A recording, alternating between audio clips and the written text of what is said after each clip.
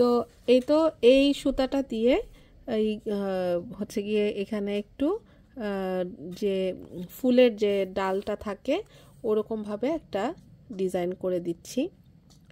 তো এই দুটো সুতা দিয়ে আমার মনে হয় বেশ ভালোই ফুটেছে, খারাপ লাগবে না। তো এইভাবে ডালটা দিয়ে দিব। এখান থেকে হয়তো একটু কাঁথা স্টিচের মতন একটা বর্ডার দিয়ে দিতে পারি। তো ফাইনাল লুক অবশ্যই আপনাদেরকে দেখাবো।